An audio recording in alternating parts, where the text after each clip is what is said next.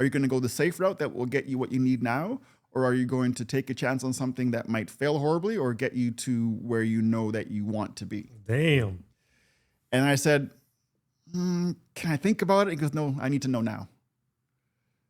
And like my job started on Monday. This was a Friday. This was a Thursday. My job started on Monday. I had already moved out into an empty basement suite, and I was comfortable with all. I was comfortable with what I thought was the pivot. Yeah. And so I said, yes. Actually, prior to that, he said part of the pot sweetener was, if it's just about your medical for the kids, what's that going to cost you, right? What does that look like financially? And so I said, well, I'm not sure. He says, dude, I don't even, I was just bombing on every. And so his partner this guy goes, is not helpful whatsoever. Right? I'm not helping myself at all. I'm not pitching. There's no elevator pitch. There's like a coffin plunge to the bottom of the graveyard. Yeah, and they actually helping you out there. So they really wanted me, right? Yeah. And that actually, that clued in later that these people were advocating for me when they didn't really need to.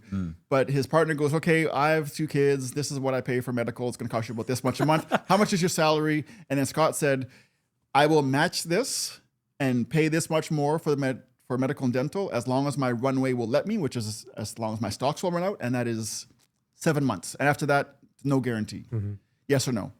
I told him yes. Thank my God. My first call was to Mr. Han from the Speedy printing place, and I felt guilty because I'm also about commitment. You do what you say you're going to do, and you live up to. You don't take the easy route. Yeah. But he said, you know what? I'm so glad that you said yes. If you had said no, and I learned about that, I would have been very angry with you. And I probably would have tried to find a way to get you back into that.